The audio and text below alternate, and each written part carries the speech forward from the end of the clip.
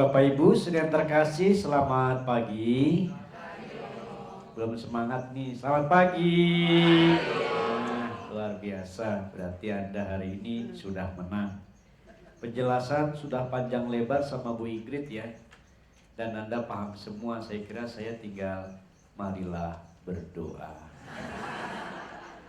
Amin. Amin. Kalau seorang ibu berkata tentang dirinya atau seorang wanita tentang wanita, pasti lancar mengalir sebagaimana sudah dijelaskan panjang lebar. Itu tadi penjelasan dari awal sampai akhir, sudah selesai. Saya mau nyanyi lagu Beatles.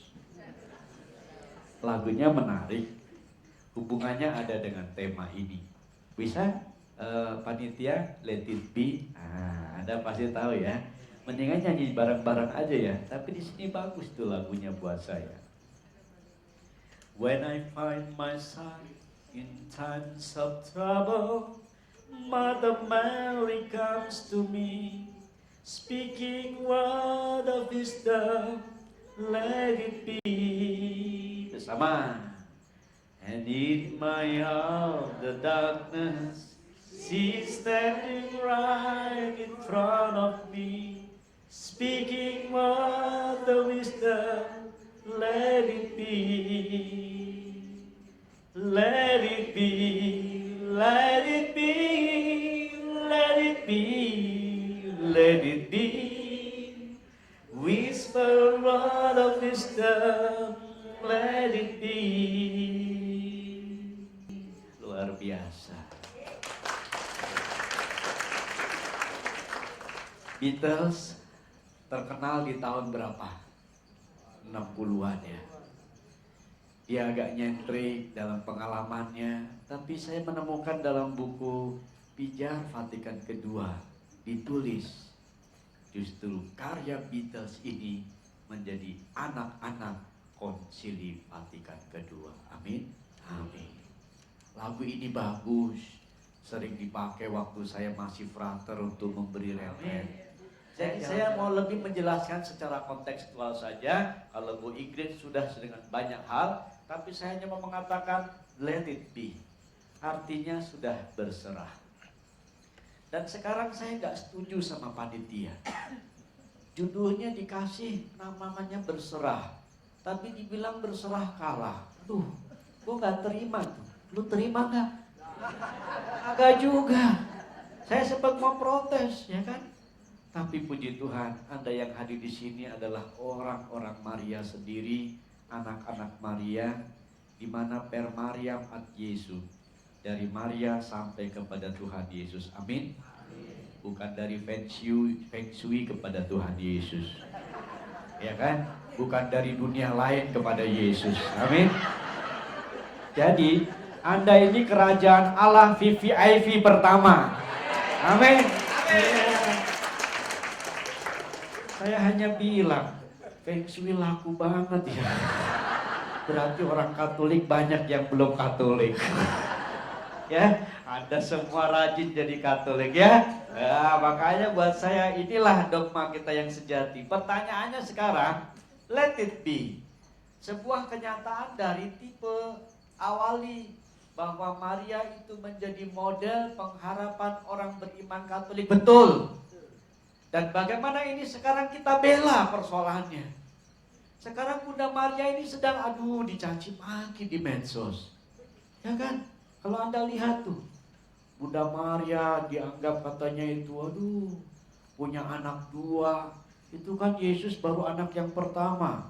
Ada lagi saudara-saudaranya yang lain. Boleh percaya boleh enggak ya. Lihat aja tuh, Yesus dan saudara-saudaranya. Jadi kalau dibilang Yesus dan saudara-saudaranya artinya dengan adik, kakak, ya kan? Dan para pembantunya. Nah, ini caci maki pertama. Kalau Anda melihat bahwa ada caci maki pertama begitu, setuju apa enggak? Saya enggak setuju. Dia tahu kitab suci apa enggak sih? Ada, dia baca kitab suci. Ya lu baca kitab suci pakai pikiran lu. Coba pakai pikiran kita dulu. Maksudnya Romo, Ya maksudnya kamu saya baptis dulu, habis saya baptis kamu dapat pengetahuan tentang Mariaku. Bukan Mariaku dari pandangan kamu, beda ya kan. Pasti kamu informasinya aja juga beda, apalagi data-datanya ya.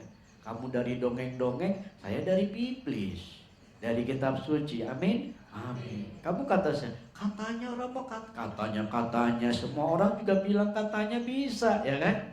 Maka dalam catatan ini, let it be. Maria menyerah, artinya kalah. Pasti Anda juga merasa tidak setuju. Kalau menyerah artinya kalah, ada, saya baca di dalam kamus, kata berserah, menyerah, itu sebetulnya menggantungkan pada sesuatu.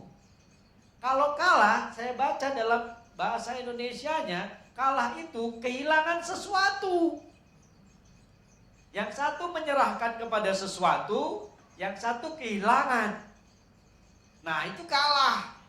Maka siapa bilang kalau kita berserah itu berarti kita kalah? Waduh, saya tidak terima. Berserah itu adalah sesuatu di mana saya menggantungkan. Dan Maria sebagai tipe awali model pengharapan iman, dia menggantungkan kepada Allah. Luar biasa. Fiat voluntas tua, Bu Ingrid bilang begitu. Dan itu memang sebuah moto yang harus kita ingat. Fiat voluntas tua. Jangan Fiatnya doang, itu merek mobil. Tapi Fiat voluntas tua. Terjadilah padaku menurut. Tapi sebelumnya ada kalimat gimana yang lengkap? Aku ini terjadilah padaku. Coba Anda apalin bareng-bareng. Aku ini hamba Tuhan. Belum keras, bareng-bareng. Aku ini hamba Tuhan. Terjadilah padaku menurut. Nah, ini paling penting ya. Aku ini hamba Tuhan. Maria hadir menempatkan diri sebagai hamba karena ia berserah kepada Tuhan. Nah, namanya berserah ini menggantungkan kepada Tuhan. Dan betul hidupnya berserah. Saat berserah itu menjadi berita gembira, bon nouvelle, kabar gembira. Yesus punya orang tua. Coba andai kata Maria menolak. Aku ini, aduh maaf, orang berdosa, gak pantas di hadapanmu Tuhan. Jangan saya deh, jangan saya please. Orang lain saja please. Saya gak pantas. Ya kan? Itu kan jawaban umat sekarang ini ya. Iya apa enggak? Iya. Coba saya tanya. Pak, namanya siapa Pak? Gregory. Dibaptis kapan? Dibaptis tahun 87. 87 ya? 97. 2007. 97. Lupa dia ya. Saya mau tanya dikit Pak ya. Kalau menurut Bapak ya kan, tadi saya jadi ngomong apa dia? Lupa aja. Ya kan? Oh ya, andai kata nanti sore ditelepon pastor paroki Anda, Pak Gregory, mau gak menjadi wakil dewan paroki? Apa jawaban Bapak? Belum siap. Tepuk tangan tuh bapak kita lah. Ya. Belum siap itu model bapak-bapak yang sudah berambut putih. Coba yang berambut keriting dikit, berjenggot pula, semoga bukan dari Timur Tengah. Bapak mau nanya ya, hari ini pastor paroki telepon kamu, tolong jadi ketua lingkungan. Apa jawaban? Saya coba deh. Padahal baru bilang, waduh, saya coba deh, ya kan? Tepuk tangan, luar biasa. Mbak udah menikah belum? Belum. Mau dicariin apa menjadi suster? Masih kecil udah gede gini. Kamu ngira saya masih kecil, saya kecil. Ah kamu, pengen tanya aja sih ya. Ya kan, kalau hari ini pastor paroki nyuruh kamu, ada lowongan masuk biara, mau apa enggak?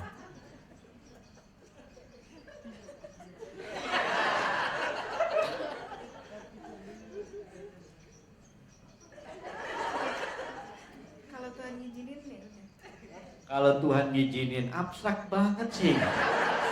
Gua nanya kamu sekarang ini, ya kan?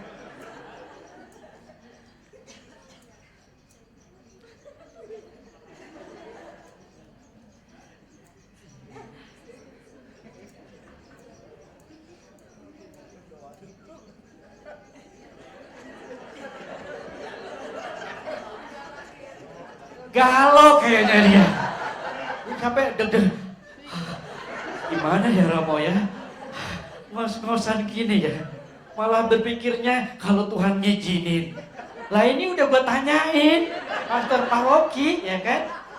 Saudara-saudara terkasih, sedikit tentang teladan Maria. Mengucapkan fiat voluntas tua itu memang gak mudah.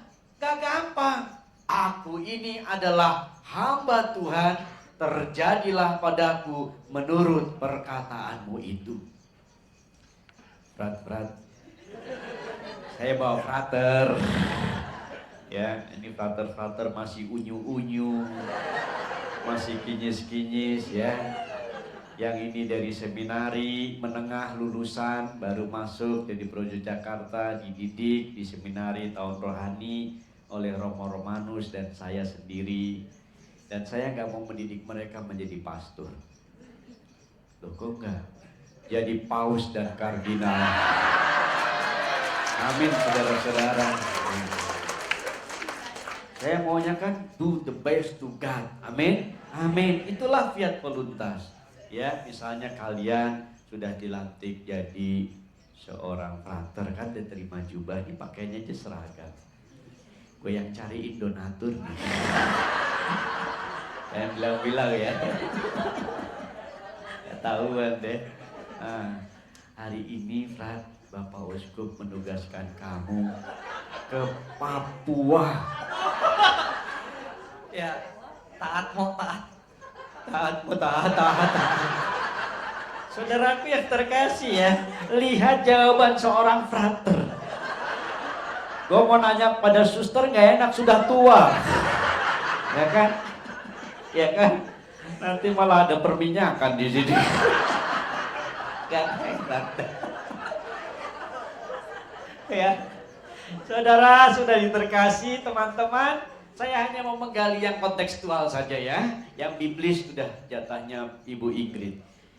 Menjawab mengenai berserah ini tidak mudah. Apalagi seperti mau meneladan Maria. Aku ini hamba Tuhan. Terjadilah padaku menurut perkataanmu itu. Sulitnya luar biasa. Kata berserah itu sebetulnya bukan kalah karena kita tidak kehilangan sesuatu. Tapi kita mendapatkan sesuatu, hanya sesuatu itu baru.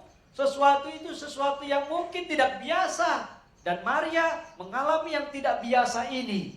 Nah, karena yang tidak biasa ini dialaminya menjadi pengalaman hidupnya, sekarang kita tahu hebat benar Maria itu, maka sekarang aku mau meneladan dia.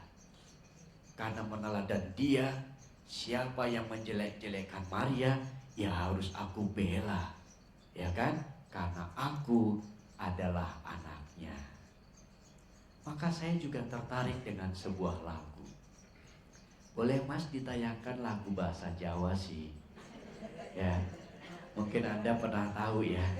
Kalau tahu kita nyanyi lagi ya. Bagian saya nyanyi-nyanyi aja biar seru ya. Oke, yuk kita nyanyi bersama-sama. Ya. Dere Dewi Maria tentu engkau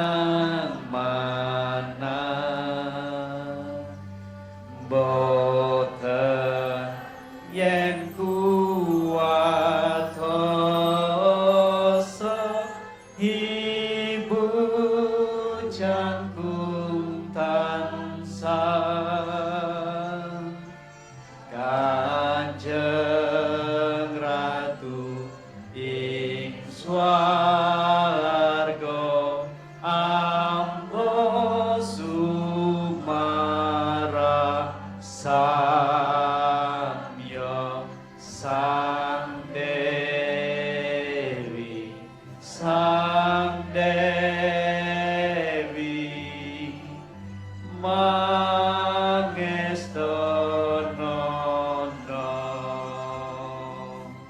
Sang Dewi, Sang Dewi, Mangestonono. Ayat kedua yuk. Nahdian managetero dipun goda setan, nanging batos engernya wonten pitulungan wit sang putri Maria mongso tega adila Sang Dewi, Sang Dewi, Mangestonono, Sang Dewi, Sang Dewi, Mangestonono. Mungkin bisa dilanjutin bait ketiganya ya. Tapi saya cuma sharing. Setiap kali saya menyanyi lagu ini, bulu kuduk saya merinding jujurnya. Dan itu selalu saya lakukan di tempat saya berziarah. Sejak saya frate sampai dengan imam zaman sekarang ini, saya tidak pernah melupakan ibu. Ibu saya, Ibu Maria. Bukan berarti saya melupakan ibu kandung saya. Dia tidak tersinggung ketika saya lebih banyak datang kepada sang ibu untuk meneladan dia. Dan lihat kalimatnya menurut saya untuk bahasa Jawa, yang tahu bahasa Jawa ya, indahnya luar biasa. Meneladan Maria, hati kan gembira tidak akan kecewa. Ibu kan bersamanya Maria Ratu Surga, kami menyerah semuanya. Oh ibu, oh ibu. Maka menyerah itu artinya bergantung pada sesuatu atau seseorang. Dan siapa yang kita gantungi ini? Kalau yang kita gantungi Allah, berarti kita tidak pernah kalah. Amin? Amin. Kita tidak pernah merasa kalau kita bergantung pada Allah kok seakan-akan terlambat. No, dia mencari yang tepat. Anda pernah merasa berdoa tidak dikabulkan? Iyalah, jujur aja ya kan. Saya juga nggak semua doa-doa saya dikabulin kok. Coba saya berdoa, Tuhan berilah saya istri yang cantik. Andai kata dikabulkan, kita luar biasa kan ya. Tapi wow, bahaya luar biasa. Akan ada kehebohan di sana sini. Amin. Loh, ada yang nggak setuju. Coba Anda bilang, pengalaman berdoa tidak dikabulkan itu biasa buat saya. Kadang-kadang saya juga merasa tidak dikabulkan. Tapi suatu kali juga ada yang dikabulkan. Ada malah suatu kali saya banyak berdoa kepada banyak orang. Pengalaman saya sebagai seorang imam, Romo doain supaya saya sembuh. Iya saya doain, dia sembuh, gue yang sakit. Aneh-aneh. Ya kan? Macam-macam. Peristiwa itu saya alami dalam pergumulan. Tapi begitu saya ingin meneladan Maria dengan lagu Dere Dewi Maria. Ini lagu yang paling bagi saya sangat berkesan. Habisan awal saya ketika saya dilantik menjadi imam. Saya minta dilakukan ini meskipun di Jakarta, Indonesia. Dan semuanya luar biasa menyanyikan. Dere Dewi Maria, tentu gengkam mana. Luar biasa. biasa. Nah dari catatan begitu saja saya udah merasa, aduh, gua gak pernah kalah tuh ikut sama Maria. Bayangkan ya, sejak saya pegang Maria, dan mungkin tadi Bu Ingrid juga bawa rosario, saya juga bawa gitu. Ya kan? Karena tema kita kan tentang Maria. Bagaimana kita anak-anak Maria ini juga ikut teladan Maria yang memang tadi Bu Ingrid bilang dalam sejarah kitab suci hanya 3 tokoh besar yang boleh jadi teladan. Siapa tadi? Abraham. Siapa lagi? Maria. Apa lagi? Yusuf. 3 doang yang diizinin. Yang lain-lain Daud diizinin gak? Belum, karena dia juga ada selingkuhnya. Nanti kalau diizinin semua selingkuh lagi. Ya kan? Saul masih gak diizinkan. Padahal ada dalam kitab suci, ya kan? Goliat diizinin gak? Enggak lah, ntar raksasa semua. Sakius diizinin gak? Enggak ya. Ntar kayak Romo Rudi lagi. Kembali ke persoalan kita, tidak banyak yang ingin saya bahas selain nanti bertanya-tanya aja saja. Bagi saya, mengikut Bunda Maria, saya tidak pernah kalah karena di dalam Maria sendiri yang digantungkan adalah Allah, Magnificat. Ya kan? Dan dalam Magnificat, Allah yang menggantung, Allah yang menjadi sandaran kehidupan kita di mana saya bergantung, maka itu adalah berserah. Dan berserah itu aktif, bukan kalah. Tapi kalau kita lihat Romo, kadang-kadang orang yang berserah itu lebih banyak diam. Emangnya orang diam itu kalah? Lihat ya, kalau dari kesaksian Maria yang luar biasa ini, kita bisa melihat dari tipe atau tipologi awali kita meneladan Maria.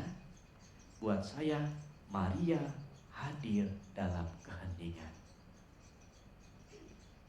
Fiat voluntas tua, terjadilah padaku menurut perkataanmu saja. Malaikat loh itu yang hadir. Coba kalau Anda hari ini didatangi malaikat dan mengatakan yang sama, tuh anak muda aja tadi masih gelagapan, belum bisa jawab. Bilangnya nunggu perintah Tuhan. Orang pengikut panggilan itu perintah Tuhan. Emang lu pernah ditampakin Maria, frater-frater? Kagak ya. Yang ada malah Maria Mercedes, Maria cinta yang hilang, etc. ya kan? Nggak tahu ya. Maaf loh teman-teman, yang ini seminari menengah, yang ini bekerja. Dia udah bekerja di Qatar, di Timur Tengah. Berapa tahun ya? 4 tahun. 4 tahun. Oh, 8 tahun bekerja di Qatar. Tuh daerah sana bisa bahasa Arab juga. Sayang dia belum kawin-kawin. Bukan karena nggak laku, lihat dari tampangnya kan ya, ganteng begini daripada romonya. Ya kan? Lihat ya. Dan dia mau tinggalkan semua. Gaji udah gede. Apakah berarti dia kalah? No, ya. Saya hanya mau mengatakan dia kalah? Tidak. Justru let it be. Dia berserah? Ya. Sekarang dia berserah mau menjadi imam. Justru dengan serah diri menjadi imam atau calon imam ini, dia mau aktif, do the best to God, melakukan yang terbaik dengan Allah. Sejak saya juga menghubungi Maria sebagai ibu saya punya pengalaman maut udah berapa kali.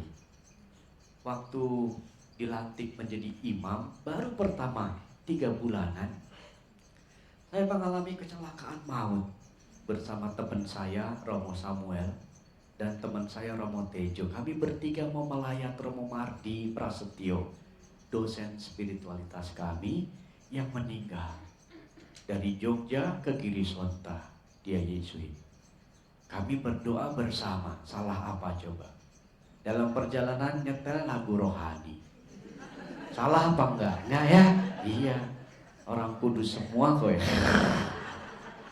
Dalam perjalanan jelas, kecepatan juga enggak ngebut-ngebut banget. Kami bukan pembalap.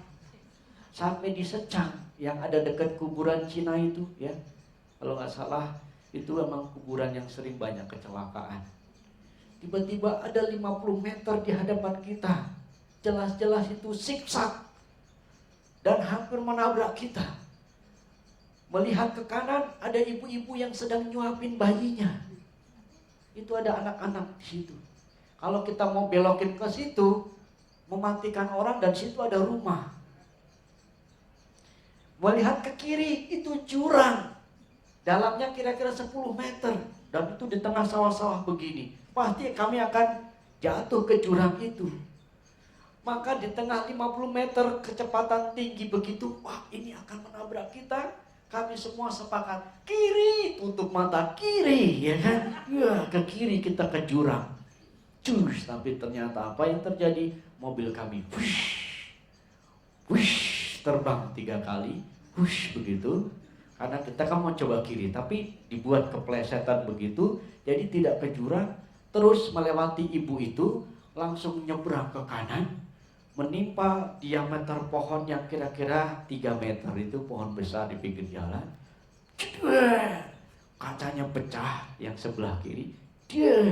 Romo Samuel membentur kaca yang pecah itu. Begitu saya masih lihat karena saya di tengah kan. Terombang ambing udah kecil, terombang ambing di tengah. Lalu Romo TJ yang manusia juga begitu. Semua hancur. Apa jawaban? Orang-orang datang. Ya ampun, mati ini pasti orang berdatangan. Kami masih diem aja. Gua masih meren, mati apa enggak, di surga apa enggak, siapa yang jemput gua. Tapi mulai bisa kedip, sadar? Kedip. Teman kami juga, Romo Samuel juga kedip ya. Padahal dia udah membentur jendela pecah loh. Bukti bahwa Romo Samuel keras kepala. Romo bikin saya, teman saya. Dan kita lihat, kita akhirnya keluar tidak luka satupun. Berdarah pun tidak, pusing pun tidak. Tapi mobilnya ringsek berat. Apakah itu kalah? Tidak. Ternyata di kantong kami masing-masing ditemukan rosario. Kami masuk dan keluar itu sampai orang-orang begini. Bukannya menolong malah begini. Jangan-jangan ini roh gentayangan. Tapi ada orang yang nyaut, manusia dewa. Dia bilang begitu. Kita mau bilang pastor kan gak enak ya. Kita gak pakai pakaian pastor saat itu. Tapi semua begini, manusia dewa. Gak kenapa-napa, katanya gitu. Bukannya ditolong kayak lu, manusia dewa malah jauh gitu ya. Begitu mati lo syukurin, oh mati juga. Itu hayat kita ya. Nah ini yang terjadi dalam pengalamannya. Saya melihat, buset, seperti itu. Dan kami tidak apa-apa. Sehingga yang ini juga langsung kabur. Akhirnya masyarakat merebuti semua. Ya udah, mobil udah ringsek itu mau diapain? Ringsek habis bener. Akhirnya langsung kami ke tempat pastoran di Magelang waktu itu dan melapor, Romo kami kecelakaan begini, mobilnya gimana gini. Oke, ditarik dari pastoran itu ke bengkel dan kita akhirnya nggak jadi ke Girisota, pulang ke Jogja naik bis. Bertiga sambil merenung aja, kok kita nggak mati ya? Iya ya. Kenapa ya? Mobilnya kayak gitu. Luka pun enggak, kita sampai begini-begini. Coba lu, jangan-jangan iya enggak. Kenapa ya? Iya. Ya udahlah, kita rosario lagi. Rosario lagi. Habis itu bangkit lagi. Mungkin kita habis ditabiskan kali ya. Karena baru 3 bulan tabisannya. Kami kan langsung suruh belajar lagi mengambil S2 bidang teologi. Nah, itu pengalaman kecil eksistensial. Betapa Maria menolong saya dan sungguh-sungguh menjadi teladan beriman karena saya juga mau pasrah seperti Maria. Let it be. Mari kita berpasrah. Dan pasrah itu bukan kalah, menang terus, malah kedapatannya menang terus. Yang belum ada yang terakhir ini juga sama kan? Saya udah jantungan ya, ibu-ibu tahu saya tugas di paroki Jalan Malang. Mengalami kemalangan malah. Enggak ya, bukan jalan malangnya, tapi karena sayanya, bukan bercanda ya. Tapi di situ saya serangan jantung. Serangan jantung aja hidup lagi, ya kan? Pasang ring. 4 bulan mengap-ngap lagi, ya kan? Tahu-tahu keperiksa kemanapun juga nggak bisa, cuma bilang Yesus ufam tobi, Yesus kaulah andalanku, Yesus. Begitu terus akhirnya Tuhan ngajak ke Penang. Di situ semuanya beres. Udah. Akhirnya sekarang saya bisa seperti ini lagi. Apakah saya kalah? Apakah saya menang? Iya, menang. Dalam Yesus aku menang. Dalam Maria aku pun pasti menang. Amin. Amin. Maka bagi saya berserah itu bukan kalah. Kalau Anda berserah, Anda punya tanggung jawab menggantungkan pada sesuatu, dan sesuatu yang kau gantungkan siapa? I do believe in God. Saya menggantungkan Tuhan, so I need God. Maka saya perlu Tuhan. Kalau saya perlu Tuhan, jika kau sudah percaya dengan iman, perlu Tuhan dan menggantungkan pasrah pada Tuhan, berdoa dong. Jangan malah malas-malesan. Duduk misa paling belakang. Mojok sendirian. Begitu gempa bumi mati duluan. Iya apa enggak? Iya, itu di ganjuran begitu, ya kan? Waktu gempa bumi siapa yang mati? Yang duduk paling belakang.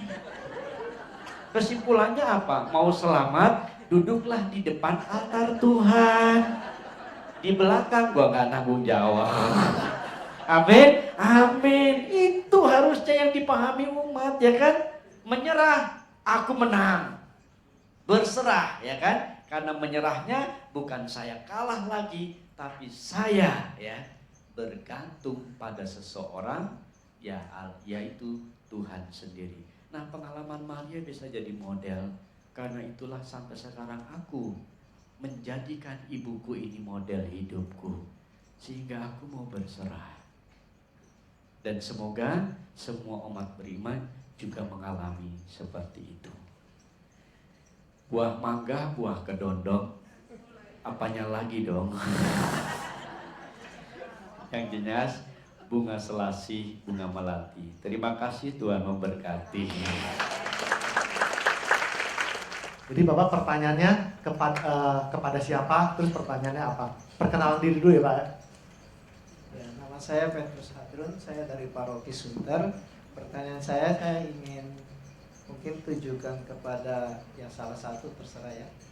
Mengenai berserah, itu pertanyaan saya adalah kapan sih saatnya kita harus berserah? Kita toh sebagai manusia juga harus berupaya. Itu saja, terima kasih. Terima kasih. Pertanyaan yang kedua Ibu yang di depan. Terima kasih. Saya mau bertanya kepada Ibu Ingrid. Kita kan tahu bahwa Bunda Maria itu diangkat ke surga ya Bu. Tapi kenapa ada foto dia di tanah suci yang seperti dia meninggal gitu? Ada apanya? Ada gambar dia meninggal di situ.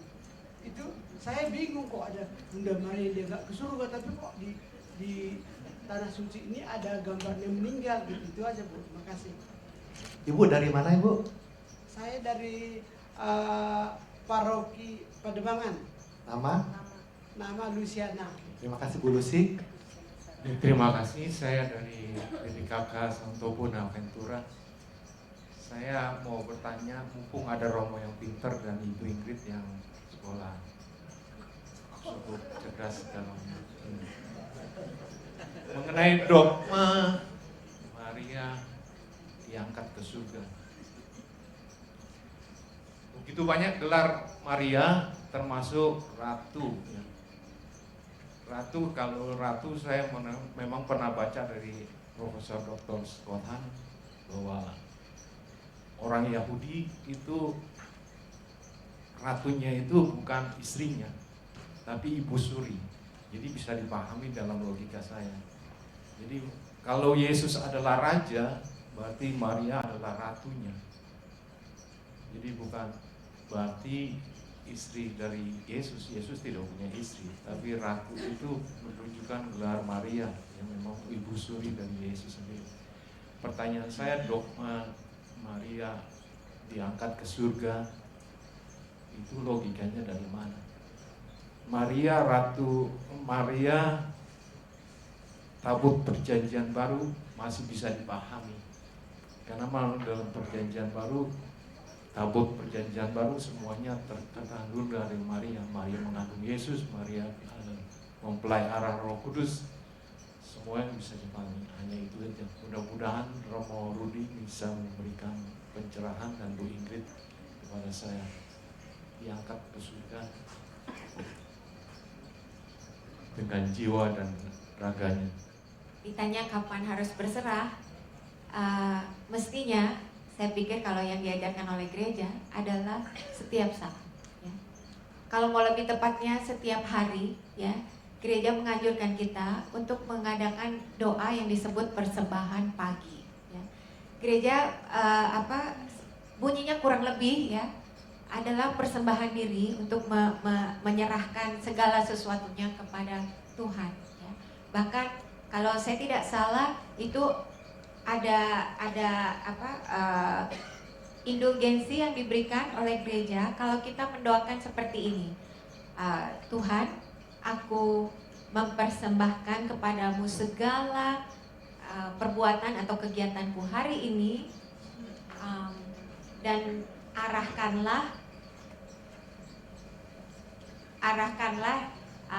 dengan saya ngapalnya bahasa Inggris, jadi saya arahkanlah dengan inspirasi atau dorongan ilahimu, dan topanglah dengan bantuanmu yang berlimpah-limpah, ya, supaya semua pikiran, perkataan, dan perbuatanku bisa dimulai dari Engkau dan bersama dengan Engkau mencapai akhirnya dengan baik. Nah, itu adalah doa yang dianjurkan oleh gereja, ya, supaya kita doakan setiap pagi. Jadi kita menyerahkan segala sesuatu yang kita lakukan di awal hari, ya, kepada Tuhan, ya. Karena kalau Santo Agustinus mengajarkan itu seperti ini. Kita berdoa seolah-olah semuanya tergantung Tuhan, tapi kita berusaha seolah-olah semuanya tergantung kita. Jadi memang selalu ada ora et labora, ya. Jadi selalu bekerja dan berusaha, tetapi segala usaha kita serahkan kepada Tuhan. Saya pikir kalau dari saya itu mungkin ada Romo ditambahkan. Kapan? Jangan tanya kapan-kapannya. Mulailah dari saat ini kamu sadari. Saya selalu mengatakan dalam hidup dan prinsip saya, ya, I do believe in God, so I need God. Need yang saya butuhkan. Jadi ketika saya mulai menggantungkan hidup saya kepada Tuhan, maka ya saya langsung percaya dan memerlukannya setiap saat. Saat suka, saya pasti juga perlu. Saat duka, apalagi. Saat sakit, lebih lagi. Kebanyakan kan orang diingat atau mengingat Tuhan dan Bunda Maria pada saat mulai kritis kan, ya. Mulai ICU, perminyakan, yang dicari siapa? Romo. Kalau nggak ada Romo, suster. Nggak ada suster, barulah dukun. Nah, kadang-kadang tipologi ini yang harus dibuat, ya. Perbandingan bagaimana saya meneladan Maria itu memang harus serius buat saya. Kalau kamu serius beriman, ya saya kira kapan kita berserah setiap saat dalam hidup Anda, baik suka maupun duka. Apalagi suka, ya. Suka ini juga kadang-kadang dilupakan Tuhan. Lagi suka seneng-seneng, entarlah gitu, ya. Begitu udah kepepet, barulah. Nah, no. Ini kan dikotomi. Kalau buat saya, totally. Berserah total. Maria itu berserah total loh, ya. Begitu dia mengatakan, aku ini hamba Tuhan, dan mengatakan, ya. Anda tahu ancamannya Maria? Dia wanita Yahudi. Bu Ingrid tahu pasti, Yahudi semua sepakat. Kalau ada wanita kedapatan hamil di luar nikah, menurut tradisi Yahudi boleh dirajam, atau lihat tuh ya, tadi pembukaannya kan dia menganggap apa, Maria yang tak bernoda itu ya, yang lempar batu. Ingat ya, di situ yang lempar batu ada siapa? Ada pelacur yang kedapatan berbuat zina, ya kan? Itu yang datang itu pemuka agama semua loh, itu kelas-kelas semua loh, kelasnya uskup, kepala-kepala paroki, vikjen, semua yang hadir itu ya, bukan koster, bukan parodiakan, bukan, itu pemuka-pemuka agama, ahli-ahli Taurat yang datang bawa batunya gede-gede. Kalau dalam The Passion of the Christ, maka Yesus langsung bilang, dia tulis, ya kan? Siapa yang merasa suci, lempar batu duluan. Lihat, di situ dijelaskan siapa yang mulai mundur, Bu Ingrid? Mulai dari yang tua. Sini Bapak yang paling tua. Nah, kalau yang tua saja sudah mundur, apalagi yang muda. Buset, dia aja mundur, apalagi gua, gitu kan? Apa yang paling dikritik Tuhan Yesus saat itu adalah kemunafikan. Kalau kamu nggak melihat apa, katakanlah dalam hukum Musa dikatakan siapa yang kedapatan berzina boleh dirajam, Tuhan. Hukum Musa bilang begitu. Oke, Yesus bilang silahkan siapa yang suci lempar batu duluan. Untung tidak ada Bunda Maria. Mungkin maksudnya gitu. Kalau ada Bunda Maria, dia kan tanggung tanpa noda kan, diambil batunya, nih Yesus gue tipu. Untung tidak ada Maria ya Mas ya. Tapi yang paling penting dengan tulisan itu, kenapa yang tua itu mulai mundur secara teratur, mulai dari yang tua. Dosa apa yang saat itu dilakukan oleh para pemuka? Emang ada di kitab suci munafik? Nggak ada ya. Tapi saat itu tahu nggak? Saat kejadian, kalau saat melihat teks kita bisa bilang itu munafik. Tapi pada saat kejadian itu, kita kan nggak tahu kita munafik. Apa yang menyebabkan lalu mundur? Karena pemuka agama itu punya dosa, dosanya mengintip. Ngintip orang berzina, kan dia tahu berzina ya, diintip dulu kan ya. Kalau nggak diintip gimana mau tahunya berzina? Ah kamu, belum, masih ciuman, belum. Ah itu udah mulai tuh. Wow. Lihat ini pemuka-pemuka agama pria semua, nggak mungkin matanya nggak jelalatan, amin. Ketawa aja kamu, iya Romo cincai lah. Pasti Anda sepakat jelas ya, bahwa saat itu dosa mengintip itu adalah pemuka-pemuka agama. Ibu juga tadi gak suci ya. Maka Yesus mengkritik dari dalam. Siapa yang merasa suci lempar? Tidak ada. Yesus suci sebetulnya, tapi dia mengatakan, kemana mereka? Tak adakah yang melempari engkau? Aku pun tidak. Pergilah dan jangan berbuat dosa lagi. Aduh, luar biasa. Anda bisa bayangin ya, batu yang lemparan luar biasa itu kalau sampai kena, ngeri. Nah, kembali ke persoalan kita mengenai kapan kita berpasrah. Buat saya anytime. Anytime. Dan pada saat itu kita berpasrah, ikutin aja kehendak Tuhan.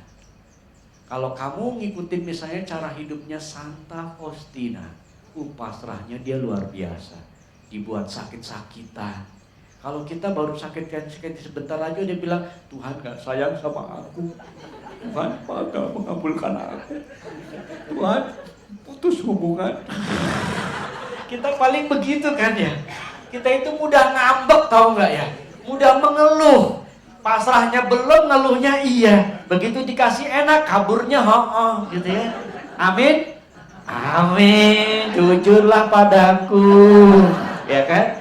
Nah ini pengalaman iman. Maka buat saya, mari kita berpasrah kapan? sepenuh-penuhnya ya mulai dari sekarang kita berharap. Dasar kita berharap sebetulnya adalah menggantungkan sampai engkau tak ada sesuatu pun lagi. Mungkin kayaknya puas apa belum? Ya mungkin bukan itu maksud saya. Maksud saya adalah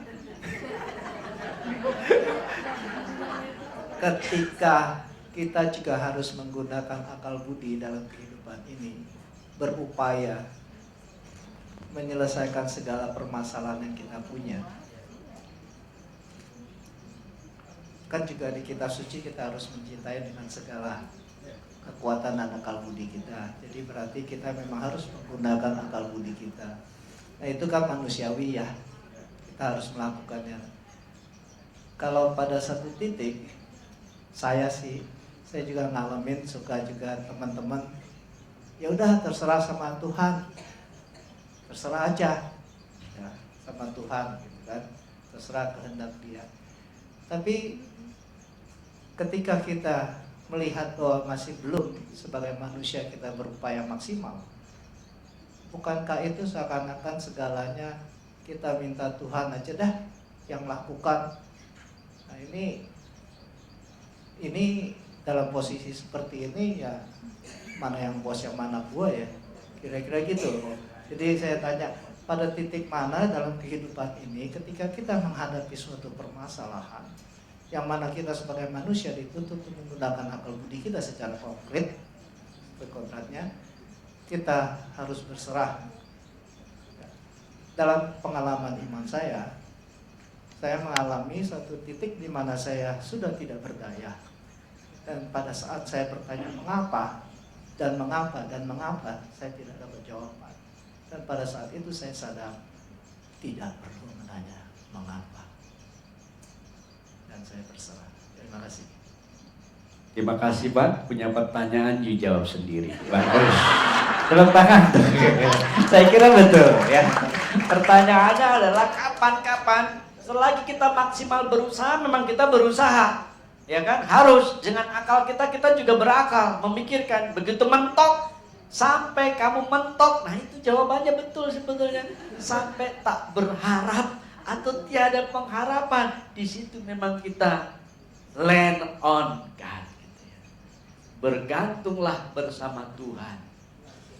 Dan saya kira itu catatannya. Dan saya kira sama ya. Makanya saya sendiri juga merasa begitu Pak ya. Aduh, gue sendirian begini nih, gimana serangan jantung nih. Aduh, gimana Tuhan, Kau andalanku. Sampai di rumah sakit aja saya bilang, aduh Tuhan, ke dalam tanganmu kuserahkan nyawaku, terserah. Saya sampai bilang begitu kok. Karena emang saya udah janji, sebelum gue menghembuskan nafas terakhir, gue harus berkata-kata sama dengan Tuhan Yesus. Ke dalam tanganmu kuserahkan nyawaku. Kalau perlu ku bilang sudah selesai. Amin. Itu enak loh, betul. Nggak percaya ya? Siapa yang mau duluan? Ya, saya hanya mau mengatakan itu ya. Jadi saya kira sampai batas mana? Sampai tiada berpengharapan kita lah ya. Kalau doktrin mengenai dikandung tanpa noda, kalau nggak salah begitu ya. Oh, diangkat ke surga. Logikanya dari mana sih? Saya hanya mau menyampaikan dari beberapa prinsip-prinsip gereja. Buktinya ada semuanya ya. Nanti Bu Ingrid bisa tambahkan buktinya ya. Logikanya sederhana Pak. Kita sudah meyakini mau menghormati Bunda Maria. Dan bagaimana Maria itu kita hormati setinggi-tingginya karena dia juga memang utusan khusus dari Bapa. Bayangkan dari banyak wanita cantik di seluruh dunia ini, hanya dipilih Maria. Kenapa nggak dipilih ibu kita? Bu, namanya siapa Bu? Hah? Bu Hilda. Kenapa nggak dipilih Bu Hilda? Mungkin Bu Hilda nggak bisa bahasa Yahudi. Nggak dipilih dia. Bu, namanya siapa Bu? Bu Luciana. Kenapa nggak dipilih Bu Luciana Saragih lagi? Karena sudah TOP BGT. Udah tua, ompong, peot, bingit. Kayak bercanda ya, Bu. Iya ya. Masa dia sudah tua begini suruh hamil sih, kamu keterlaluan banget ya. Tapi itu juga mungkin melalui Elizabeth ya. Kembali ke persoalan kita, bahwa Maria ini kita hormati betul-betul dan memiliki rencana yang khusus dalam menghadirkan penyelamatan itu. Dan betapa sucinya ia mengorbankan semuanya, sampai tadi kalau kita lihat penjelasannya Bu Ingrid, menurut Bible, kitab suci, bukti-buktinya dia lakukan sampai selesai. Nah sekarang pertanyaannya, logikanya, Yesus aja terangkat ke surga. Pembuktian lain banyak, termasuk kain kafan Turin. Kemarin saya pun baru bicara tentang kain kafan Turin, yang bukan satu-satunya bukti kebangkitan, tapi itu menjadi misteri yang luar biasa. Nah, diangkat ke surga, makamnya ada nggak? Ada, Golgota, ya kan? Tapi orangnya ada nggak? Nggak ada, tulangnya pun nggak ada. Itu catatan pertama.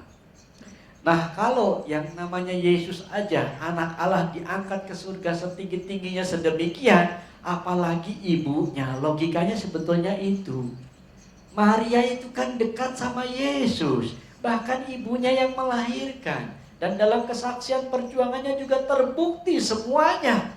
Hadir dalam diam, hadir dalam hening, hadir dalam peristiwa inkarnasi, hadir dalam misteri Paskah. Dan dia tidak melarikan diri sebagaimana para muridnya yang melarikan diri. Ibu tetap mendampingi sejelek-jeleknya anak, dia tetap ada di sampingnya. Amin, amin. Ya apa enggak? Hati seorang ibu pasti merasa, dia adalah daging aku.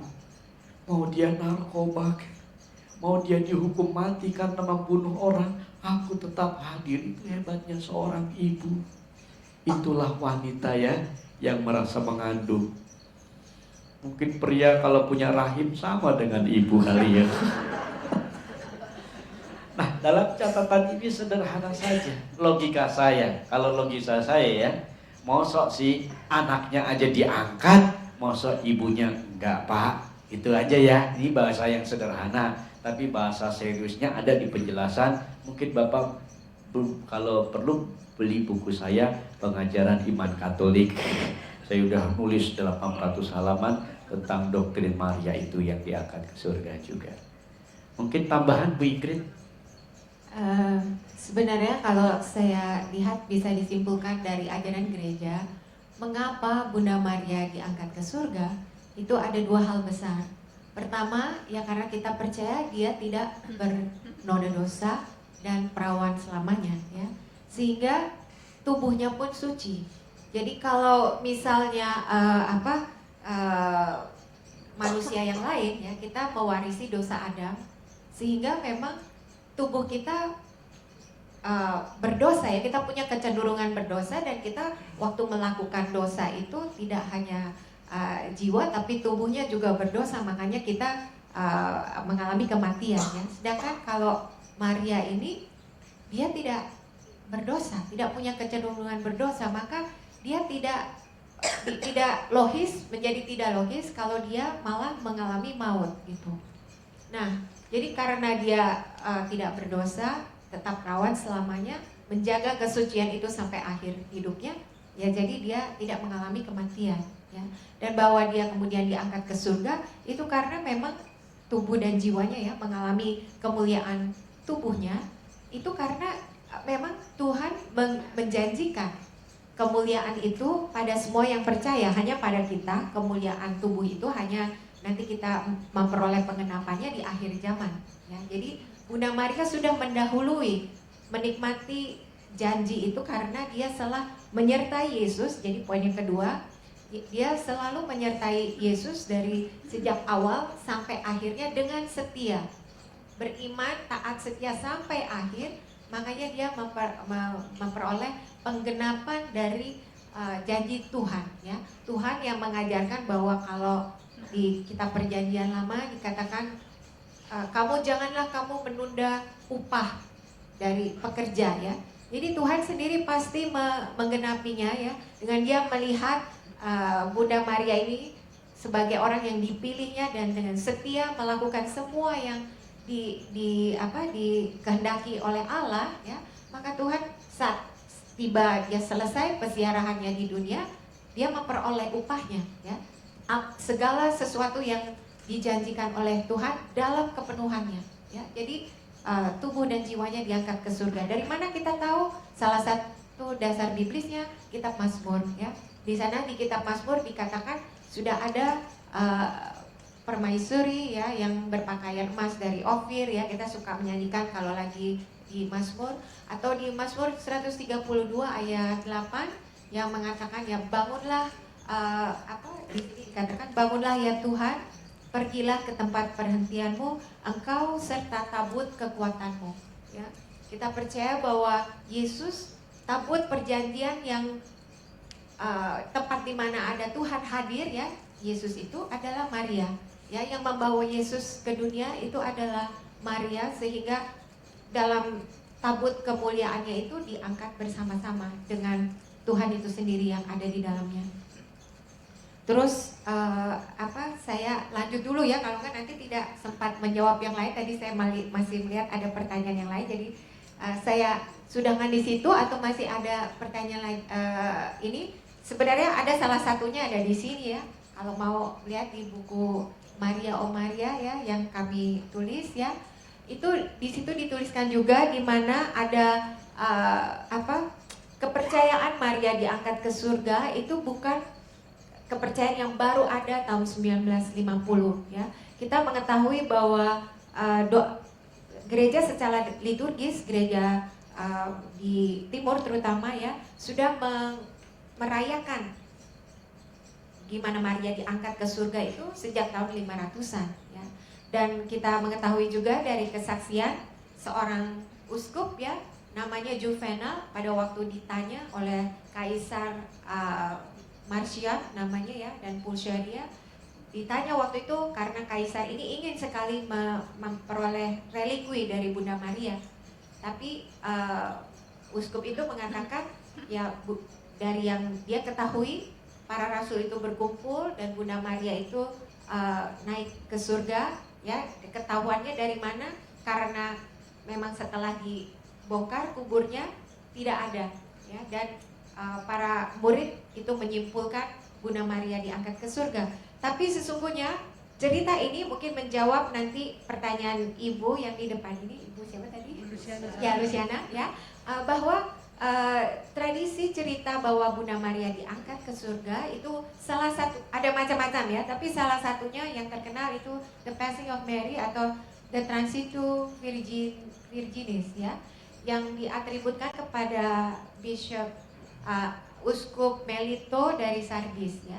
Itu dikatakan kisahnya kurang lebih, ya, seperti ini, bahwa sebelum Yesus mengalami kisah sengsara, Bunda Maria pernah meminta kepadanya, nanti kalau suatu saatnya tiba buat saya untuk dipanggil Tuhan, tolong beritahu saya.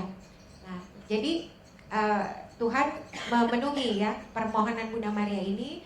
Setelah sekian tahun setelah Yesus naik ke surga, diberitahukanlah kepada Bunda Maria, ya, karena Bunda Maria itu selalu napak tilas berdoa di bait Allah dan maksudnya menapak tilas kejadian penyaliban Yesus, makanya disebut ada jalan salib, Via Dolorosa dan sebagainya, ya.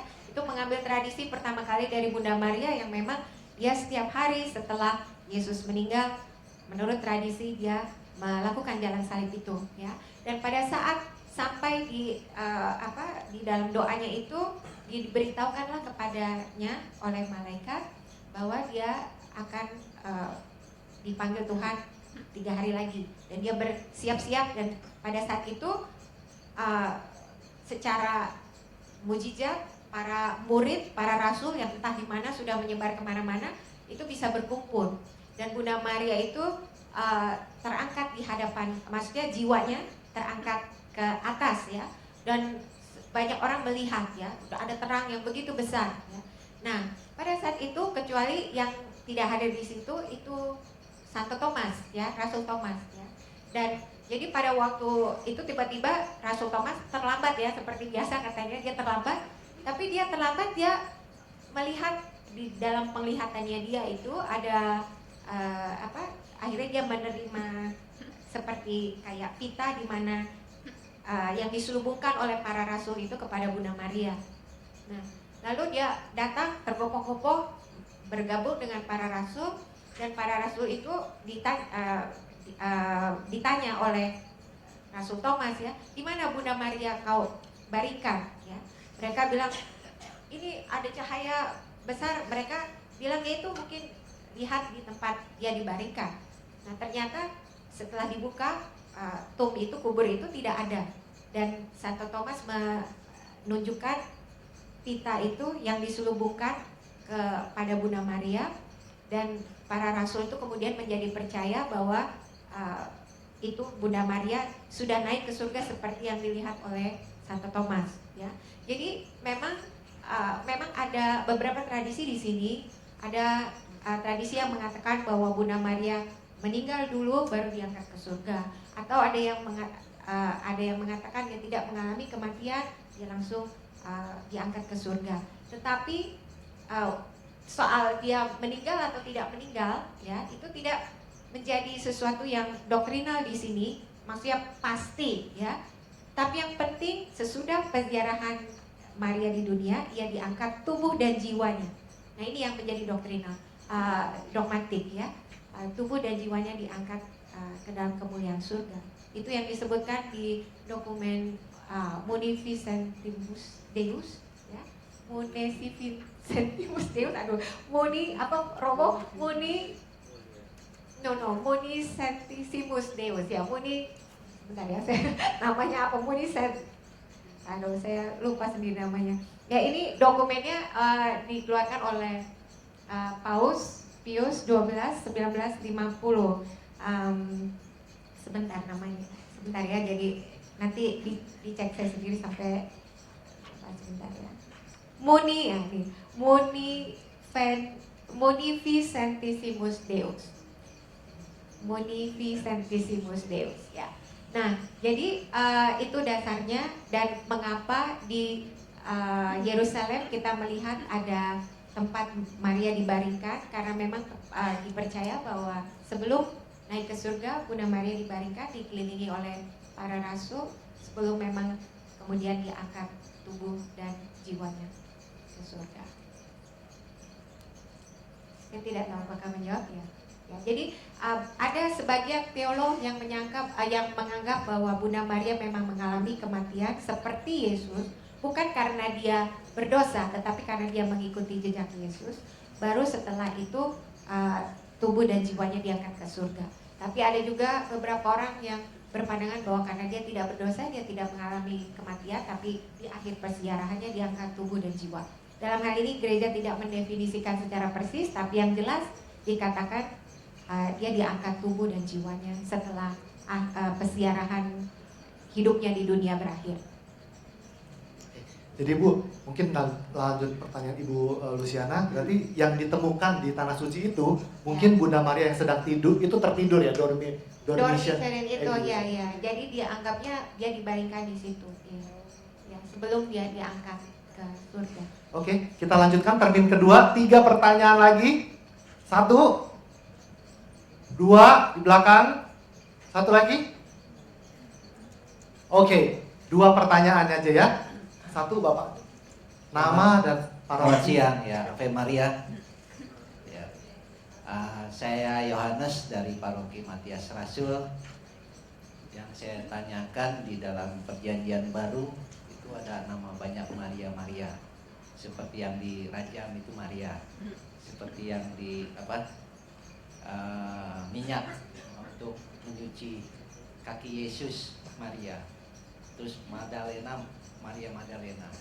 Terus penampakan pada saat Yesus wafat, terus menampakkan ke Maria yang mana? Pada saat Yesus bangkit, menampakkan ke Maria. Itu Maria yang mana? Terus pertanyaan kedua itu, ini saudara, saya simpulkan dari seminar ini masalah berserah arti yang saya tangkap, mendapat rahmat dari Tuhan. Karena kalau tidak mendapat rahmat dari Tuhan, kita tidak bisa berserah. Karena sesuatu apa masalah itu kadang saya melarikan diri, menghindar. Dan kalau misalkan sudah dapat berserah, itu akan mendapat kemenangan. Kemenangan artinya ya yang berserah secara total. Itu aja, terima kasih.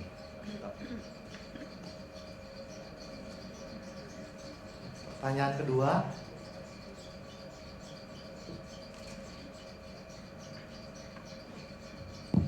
Terima kasih, saya Ria. Nama baptis saya Maria Margareta. Saya dari Paroki Santo Lukas. Yang ingin saya tanyakan mengenai Maria, kehidupan Maria setelah wafatnya Yesus, kemudian kehidupan Maria itu seperti apa? Karena yang saya dengar itu simpang siur Romo dan Ibu Ingrid yang sudah memang mempelajari mengenai Maria sebegitu dalamnya dan ilmunya pasti tinggi. Apakah dia itu hidup selibat atau seperti kaum ibu-ibu gitu, melanjutkan hidupnya, karena banyak cerita-cerita itu yang versinya itu macam-macam. Karena Maria itu setelah Yesus juga melahirkan anak-anak yang lain gitu. Terus yang saya ingin tanyakan juga, kapan Maria itu meninggalnya? Kalau Yesus di umur 33, nah Maria itu umur berapa gitu. Terima kasih. Jadi saya jawab yang Ya, yang ada Maria nama itu. banyak nama Maria, tapi waktu Yesus bangkit, Maria yang mana yang ditunjukkan? Kemungkinan Maria yang disebut di situ adalah Maria yang ikut berdiri bersama dengan Bunda Maria di kaki salib Yesus. Jadi kalau kita membaca Yohanes 19 ayat 25, di situ disebut di dekat salib Yesus berdiri ibunya, berarti Maria, ya. Dan saudara ibunya juga bernama Maria, istri Kleopas, dan Maria Magdalena. Dan Maria inilah yang kemudian yang juga menjadi saksi kebangkitan Yesus. Maria istri Kleopas, ya, dan Maria. Ini sebenarnya hal ini ditulis persis di Katekismus Gereja Katolik nomor 500. Nanti dibaca di rumah, ya. Jadi dia memang Maria yang lain, ya. Maria istri Kleopas. Nah, cuman memang ada beberapa penjelasan, ya, pertanyaan waktu itu bagaimana menjelaskan posisi Maria istri Kleopas ini. Apakah dia juga adalah Maria yang disebut dari saudara-saudara Yesus yang lain, ya. Nah, itulah sesungguhnya yang dipercayai oleh Gereja Katolik, bahwa Maria ini memang adalah ibu dari saudara-saudara Yesus yang merupakan kerabat dekat, ya. Ada seorang teolog namanya Father Pratt, SJ, Ferdinand Pratt kalau tidak salah. Nah, dia membuat suatu analisa dari apa yang tertulis di kitab suci. Jadi dia menyatakan bahwa Maria istri Kleopas ini adalah saudara kerabat dari saudaranya Santo Yusuf, ya.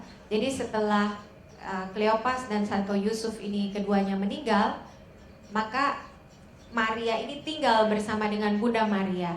Nah, sehingga Maria ini yang sudah punya anak, beberapa anak itu, ya, yang disebut sebagai anak-anak Maria, ya, kita tahu itu disebut di situ ada Yakobus, ya. Terus ada juga dari keluarga itu ada Simon, Yudas, ya. Nah, itu semua adalah kerabat yang dibawa oleh Maria istri Kleopas ini ke dalam keluarga Yesus, ya, maksudnya bersama dengan Bunda Maria, sehingga kemudian disebut sebagai saudara-saudari Yesus, saudara-saudara Yesus, ya. Yakobus, Yoses atau Yusuf, lalu Simon dan Yudas.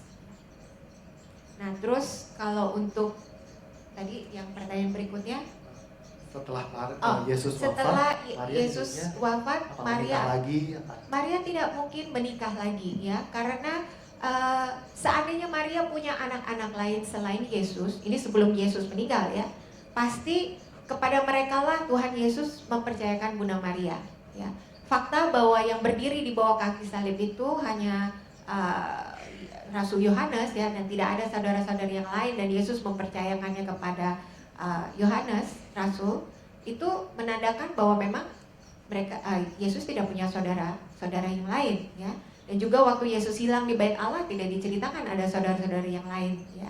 Dan apalagi setelah Yesus naik ke surga ya, tidak mungkin Maria itu hidup seperti wanita-wanita pada umumnya ya.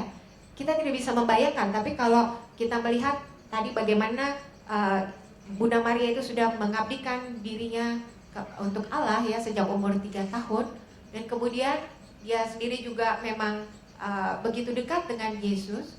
Tidak mungkin ya, kalau kita memahami cerita tentang kekudusan Bait Allah ya, tabernakel di Perjanjian Lama, itu kita memahami betapa kudusnya Bunda Maria ya.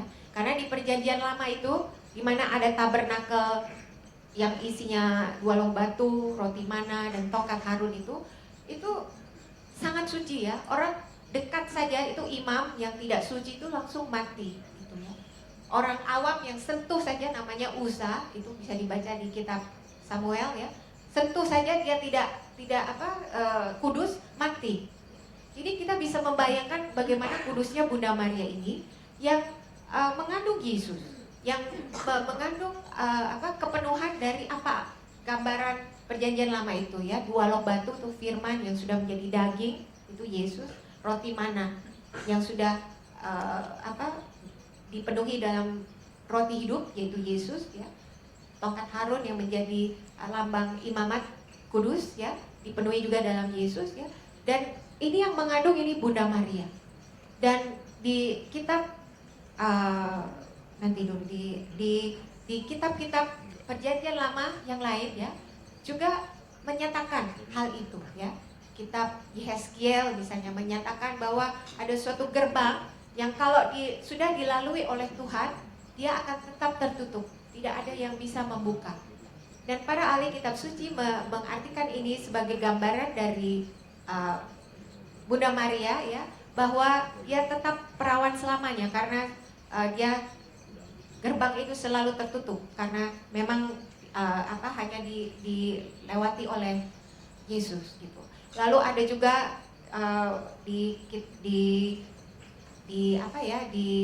kitab-kitab yang lain ya, kita mengetahui tentang ya, kita mengetahui juga bahwa di dalam surat-surat atau tulisan dari para bapak gereja yang menyatakan bahwa tabernakel ini, Bunda Maria ini memang sungguh kudus melebihi dari tabernakel yang dulu dalam Perjanjian Lama. Jadi dia tidak mungkin memiliki anak-anak ya atau keturunan lain selain Yesus. Santo Hieronymus mengatakan pada waktu itu, dia mengatakan kalau kamu meragukan keperawanan Maria, katanya, sekarang saya tambah lagi kata Santo Hieronymus, saya nyatakan di sini bahwa yang perawan bukan saja hanya Maria, tetapi Yusuf gitu. Jadi mereka berdua memang sungguh-sungguh mencurahkan hidup mereka untuk membesarkan Yesus. Dan itulah sebabnya tadi Romo juga bilang kalau mau tanya teladan ketaatan dan penyerahan diri itu hanya 3 kalau di level manusia. Berarti katanya ada Abraham, ada Maria, tapi ada juga Santo Yusuf. Lalu aktivitas sehari-hari Bunda Maria, apakah cuma dia masakin buat para rasul, atau dia juga jualan atau apa Bu? Aktivitas setelah Yesus wafat, kan Maria udah nggak ngurusin Yesus lagi. Saya tidak tahu, mungkin Romo lebih tahu. Saya tidak tahu karena tidak ditulis, tapi saya pikir ya apapun yang umum dilakukan oleh seorang ibu. Makasih Bu, pertanyaannya kritis, tapi kita juga nggak tahu yang nggak ditulis lengkap sih ya. Itu salahnya juga kali ya. Tapi begini, kalau kita pun tahu banyak, terus mau apa sebetulnya? Kepo dikit lah mau ya, oke. termasuk usianya berapa. Lah Anda tahu matinya kapan coba? Nggak tahu kan ya? Ya, sekarang aja tahu usianya berapa. Tapi oke, begini. Pertama, dari makalah saya, mungkin boleh nggak panitia kasih makalah saya? Nah itu dari Dek Maria, terus Mas yang Maria, yang ada kitab sucinya itu yang makalah saya.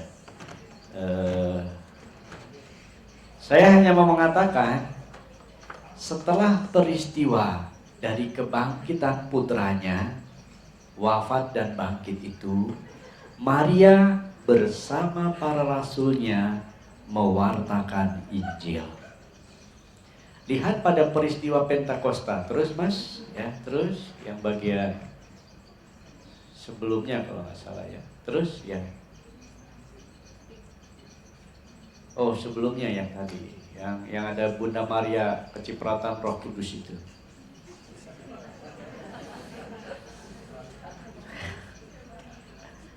Terus sebelum ini, ya ini ya. Kita lihat ya, di sini boleh kita baca bersama-sama. Akhirnya kita bertemu lagi dengan Maria di tengah-tengah jemaat pertama di Yerusalem yang bersama-sama berdoa untuk memohon kedatangan Roh Kudus. Maria ada di tengah para muridnya dan bersama para muridnya juga mewartakan Injil. Bahwa cara hidupnya selibat atau jadi ibu rumah tangga, Romo juga nggak tahu. Ya kan, Romo juga nggak tahu jujurnya ya, karena emang tidak ditulis lengkap ya. Tapi kalau kita bisa membaca cerita-cerita lebih lagi dari penjelasannya, mungkin juga bisa ya. Tapi buat saya, Maria terlibat dalam pewartaan kabar gembira Tuhan juga, sampai kepada dia diangkat ke surga. Saya kira dia gak lama-lama juga kok ya, karena usianya dia juga singkat, dia gak mau lama-lama. Kalau kita suka lama-lama, makin lama makin banyak dosanya. Saya tambahkan ya, tapi kalau soal selibat atau tidak itu kita tahu selibat. Kenapa? Karena dogma menyatakan bahwa Maria tetap perawan selamanya ya. Itu dari tahun berapa? 649 dari Paus Martin pertama, Konsili Lateran mungkin ya namanya ya.